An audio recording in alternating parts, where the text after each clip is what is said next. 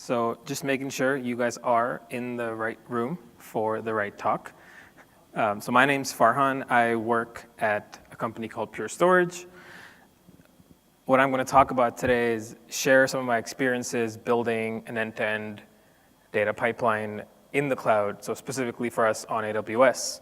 And then as we scaled it, the challenges we faced in scaling it, why we moved to Spark, and why we ended up in the hybrid cloud. And I'll go over what hybrid cloud means and what it can mean for your business and how it helped us achieve some of our goals.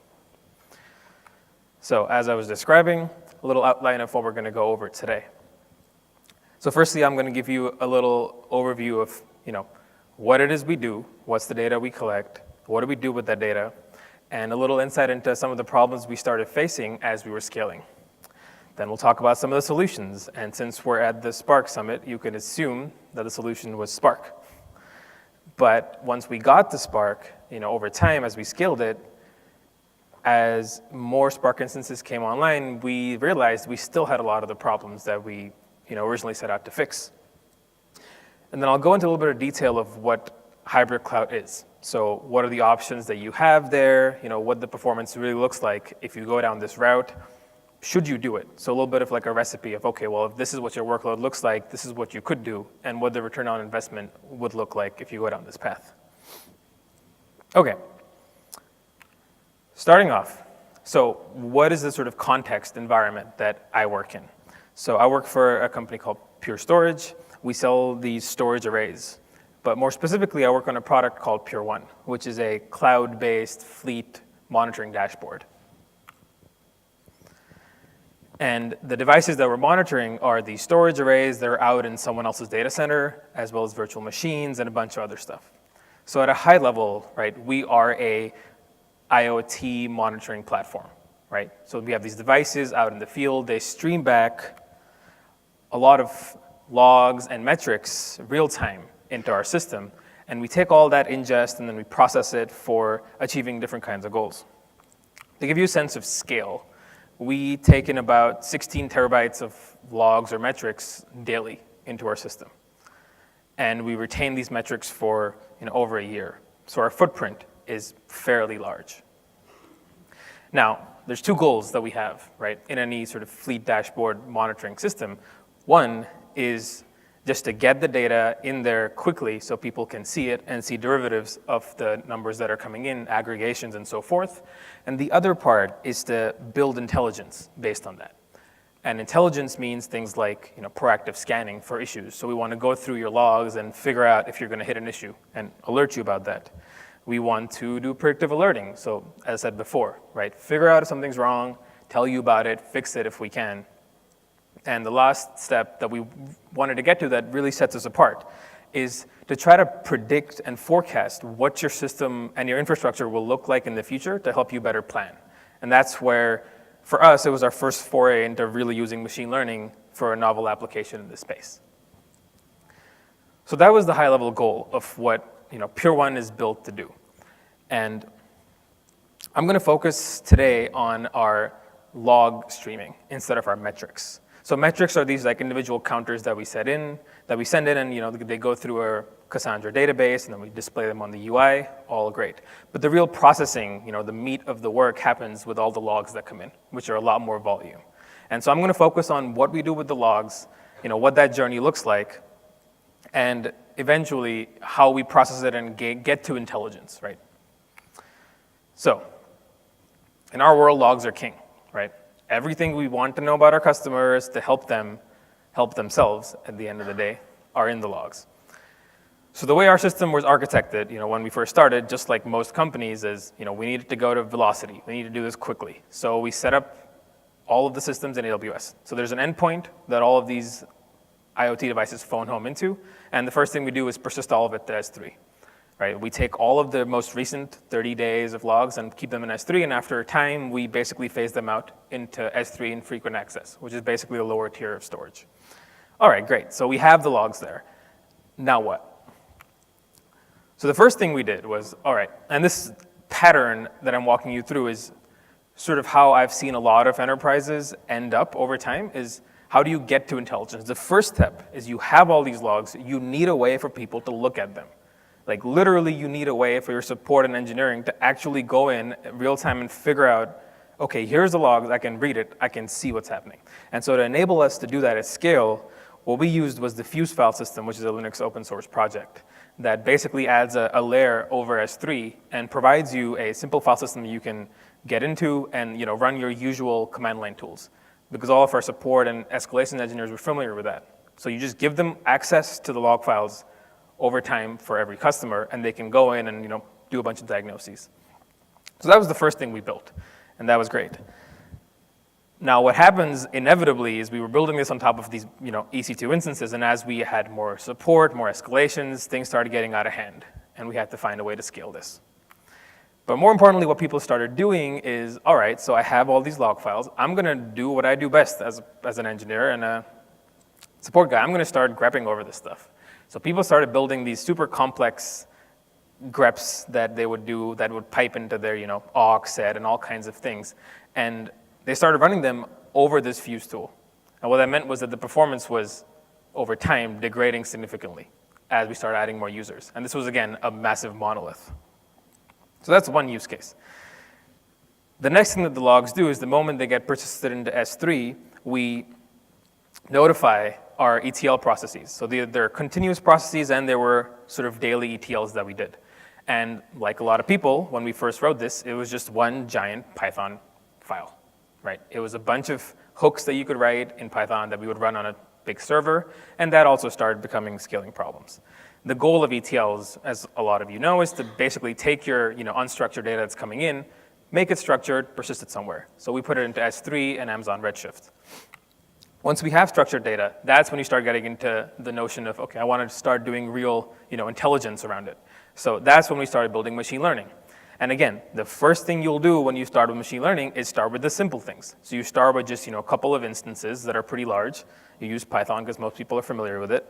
And we used, in our case, XGBoost, which is realistically one of the best performing models out there. You can go look up Kaggle. The top 10 results are always ensembles of XGBoost models, basically. So this is what we had.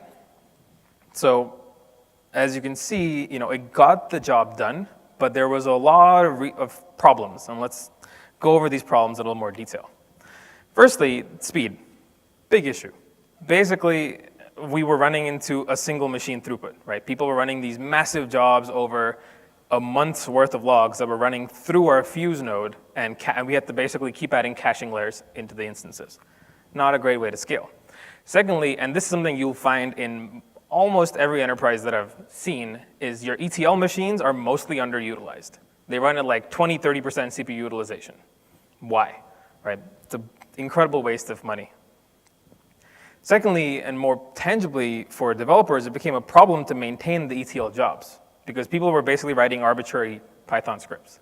And it was really hard to make sense of how much time each one would take and also get people to be independent of one another. And the last problem that we started facing was the training time for our machine learning jobs. So even though we were running this on one giant instance and just training on XGBoost, as our data grew over time, it started taking like 8 to 12 hours just to get one new trained machine learning model out into the field. So what do we do?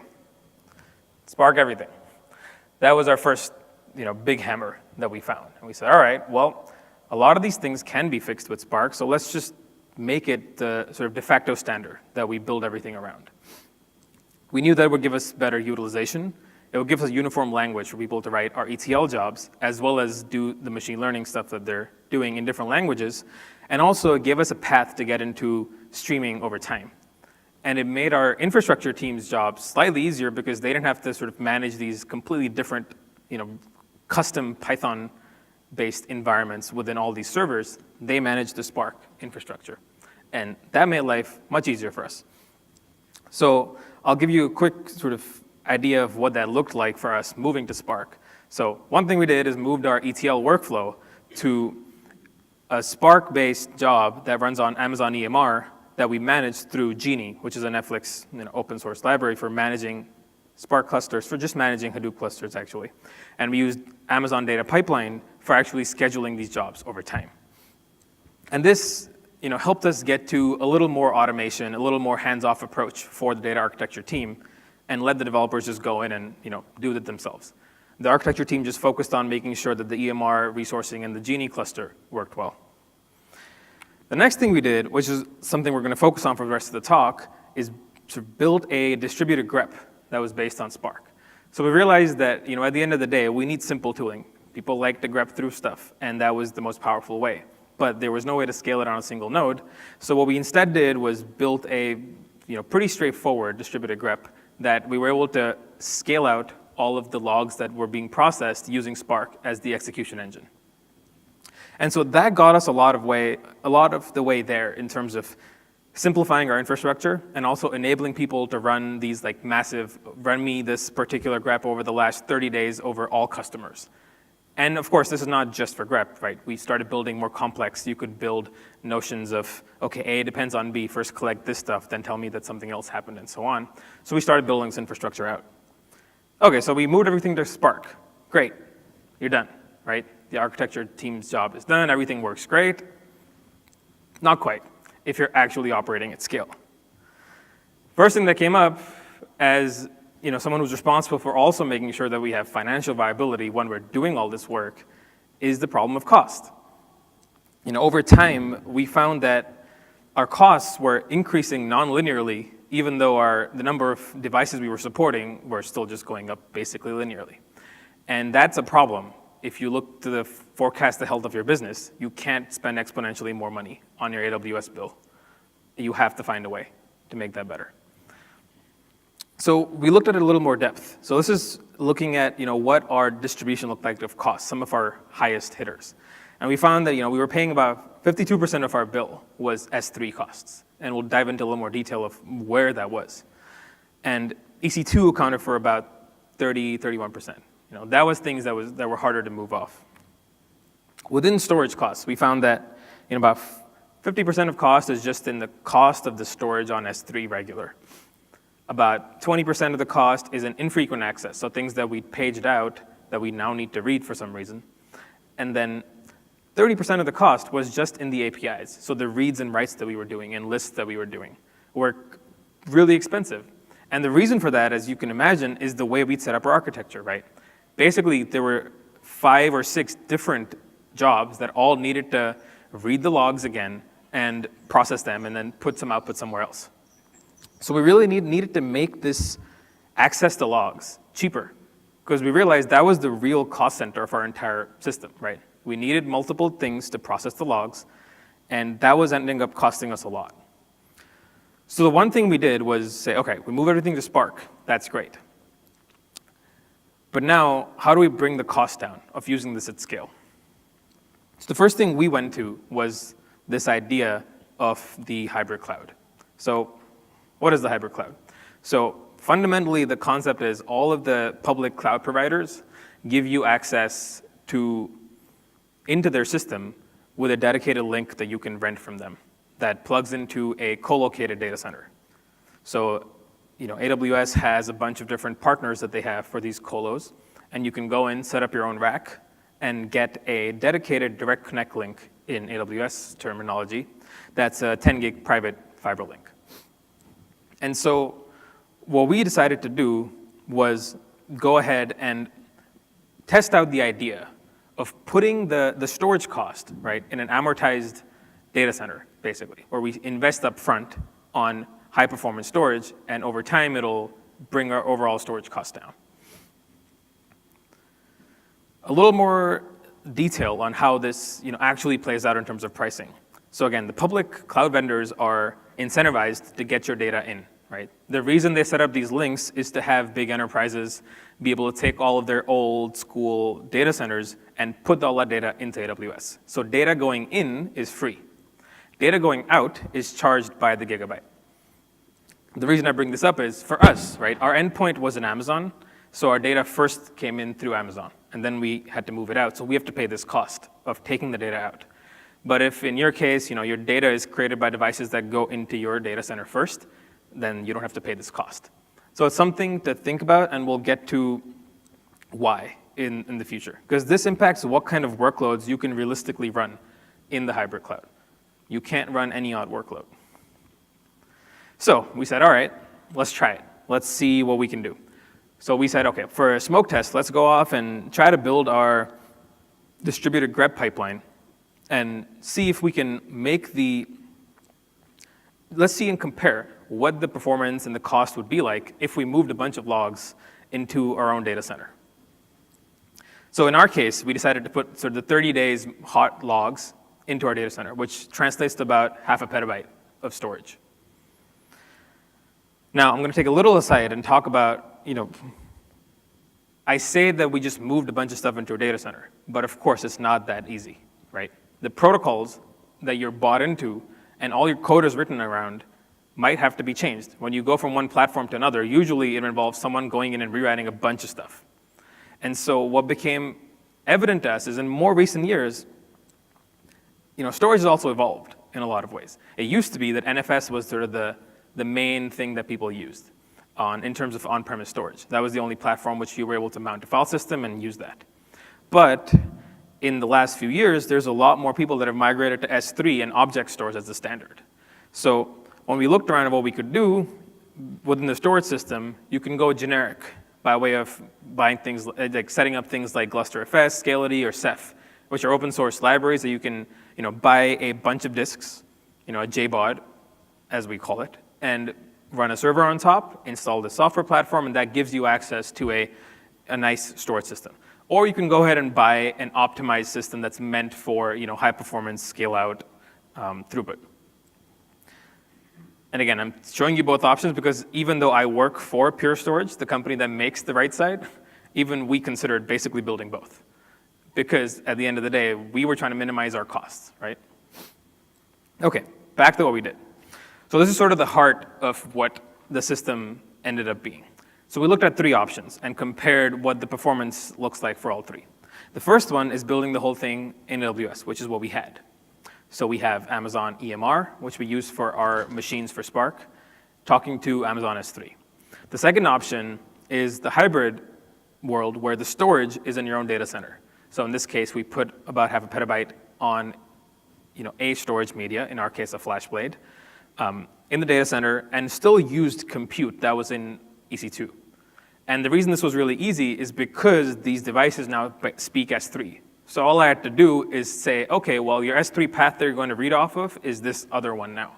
That's it, no changes in the code. And that made life really easy to test this out. And the third thing we tried, and we'll get to why, is hybrid with local compute. So at this point, basically setting up a little mini, analytics workstation within our data center, where we went ahead, bought a bunch of compute servers, and put them in the same rack as our storage. Before we get into more details, here's the sort of benchmark that we were running. So our benchmark was this distributed grep workload that I was talking about with 144 node Spark cluster. And we compared this across all of ours.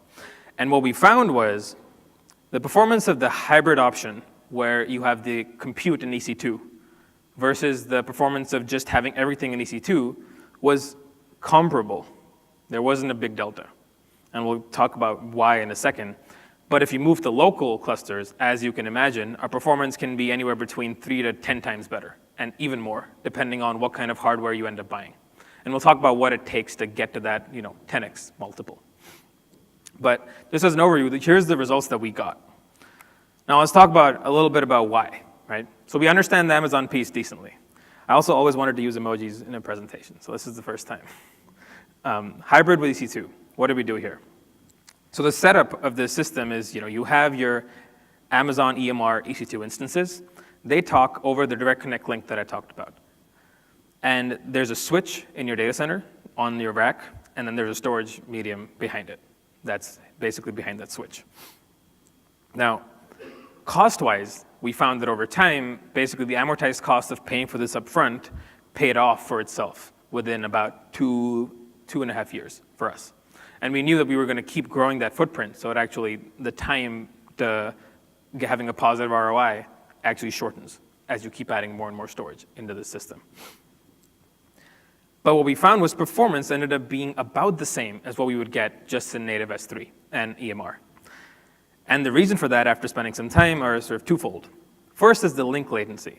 So the link that Amazon offers you from their data center into whatever co-located data center you're in has some latency that's inherent to it, which is literally governed usually by speed of light, in that how far the data center that you're putting your stuff in is from the Amazon data center. And that can vary depending on where you are in terms of which Amazon region you put your stuff in, between 5 milliseconds to up to 20.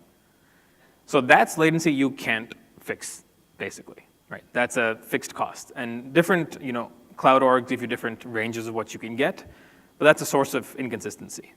The second thing is the cloud networking stack that they offer you is not optimized at all. So basically what we found was from the instances themselves, as we were trying to read things over the network and pull it back through, we were getting all kinds of issues with how many TCP ACKs we were getting per chunk that we were trying to look at. And so it seemed like basically Amazon does a bunch of optimization, particular optimizations for how their network stack behaves, especially in egress. And we couldn't control that. And so it ended up being that the performance was really bottlenecked on the network stack as opposed to the storage. So we weren't pushing our storage at all. We were basically just bottlenecked on the link between the two. So, however, what is this good for? It's still good for workloads that are read heavy, right? So your big analytics jobs, your big ETLs, your machine learning training, it can work in this environment as long as they're latency insensitive and don't really need that much bandwidth. Because remember, the link in the middle is 10 gigs.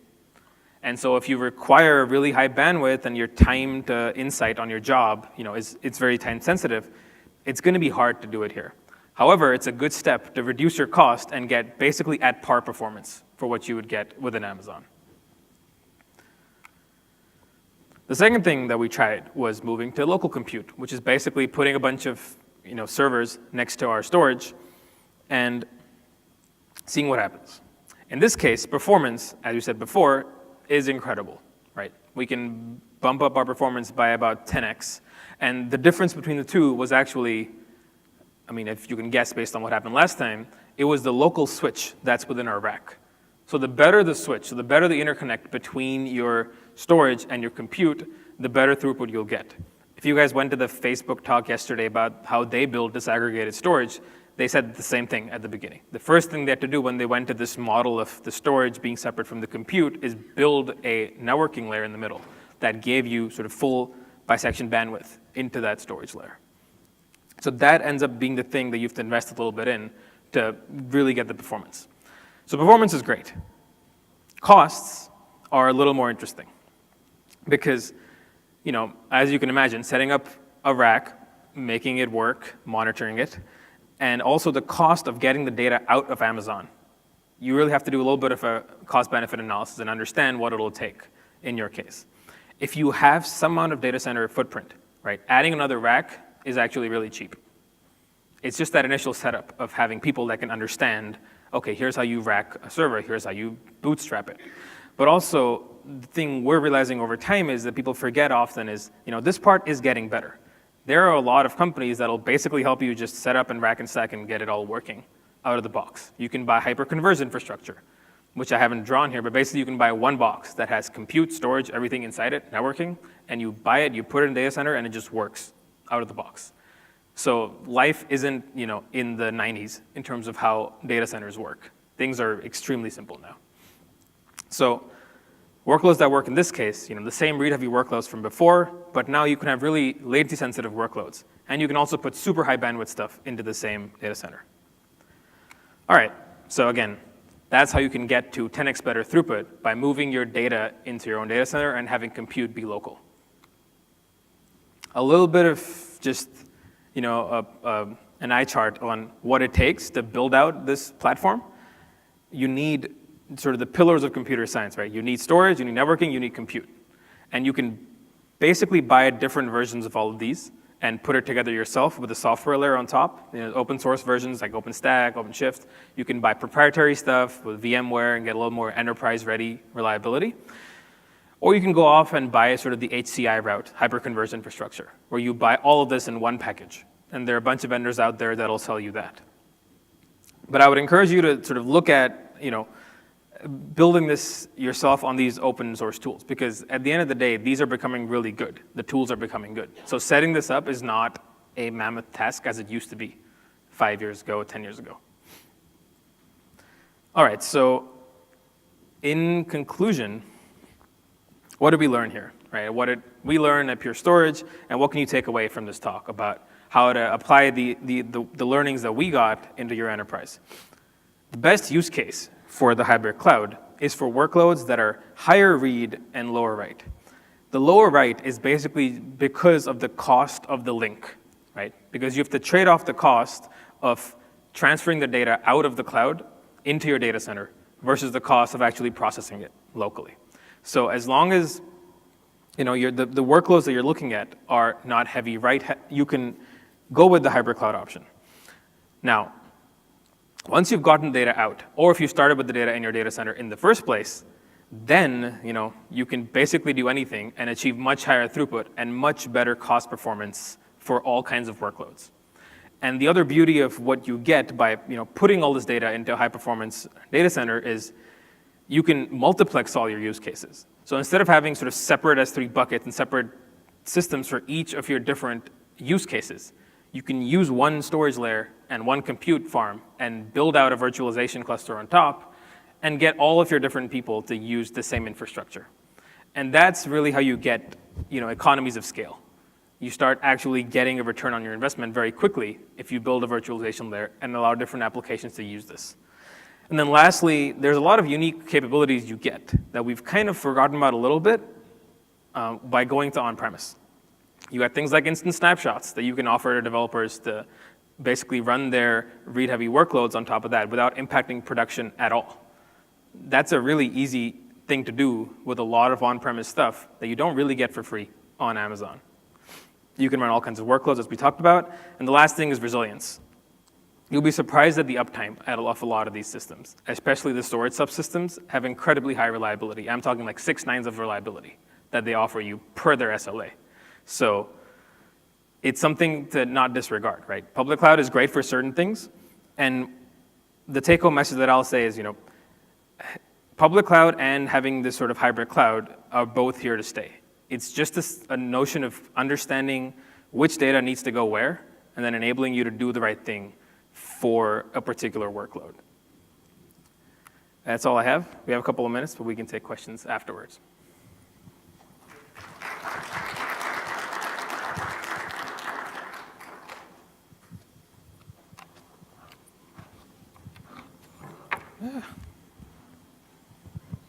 All right, thanks. It's a nice talk. 2 questions for you. One, you call this hybrid because your data actually, the first it lands on S3 and then you're bringing it into on-prem. Because what we see is the hybrid is nothing but your on-prem solution that's bring the data from cloud and then do the compute there itself in the data center. True? So we are doing both right now. So the hybrid part is basically we've tried both options of putting the data on-prem and keeping the compute in the cloud and running with that. And the third option we tried was also bringing the compute on-prem as well. So we have workloads running in both those configs, basically. Okay, so let's talk about the second one. So were you doing ETLs or XGBoost when you say your workload? Because XGBoost performs differently when on a network versus on-prem, there are stuff. So I was wondering, is it ETL? So it's XGBoost training, let's be in particular, that we were running using EMR. So we tried both the XGBoost training as well as our batch ETLs. The performance numbers that I was showing were in particular for our distributed grep. So we were measuring the performance of running a massive 60-day grep over about 500 terabytes of reads. And so it was a read-heavy workload that was sensitive to latency because we were trying to basically get how long it takes to read through every byte of every file and compare it against the grep pattern and put the output. So the performance numbers are for that. But we've run this for the distributed grep, for our ETL running on Spark, and for our machine learning workloads. For machine learning, we found that we could do the hybrid one, but what we're doing right now is we actually bought a couple of GPUs because GPUs are super expensive in cloud machines. So once we set up the investment into our rack, we bought a couple of GPUs, and now we do our training locally. First of all, thank you for your sharing the experience. 2 questions. what is the network speed that you are using? And is that, like, if you buy a better network, what is the speed that you're predicting? And when is the compute and the storage network, are they unified the same, or are they separate when you are in your experience? Sure. So I guess you're talking about the network that we have within our rack, right? So because just to clarify, there's the network between the hybrid cloud and between Amazon and our data center. That's a 10 gigabit per second link, and you can buy multiple of those and multiplex over those. Within our rack, we are started off with a 10 gigabit link at the top of the rack, and we increased it to 40 gig link and then 100 gig link. And we also tried, instead of IP, using RDMA as the fabric for talking between the storage and the compute. We tend to stick to Ethernet, so everything we tried to put over Ethernet. So even though we could go RDMA, we basically went to RoCE, which is RDMA over converged Ethernet, as the interface. So everything runs over Ethernet, basically, with IP addresses assigned within the rack. The switch that we used in particular is a Arista, I can give you the model number, but it's a 100 gig switch that we use right now. Yeah. Uh, uh,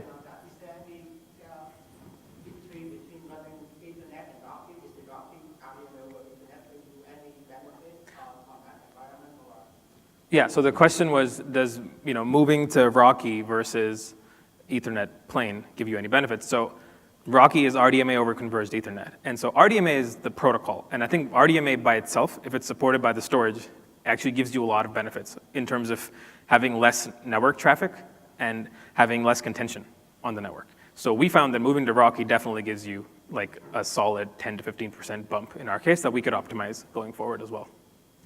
And it's also supported out of the box by a lot of things now, so it's not like a significant upgrade to move to RoCE, because it's a software change mostly on the network adapters.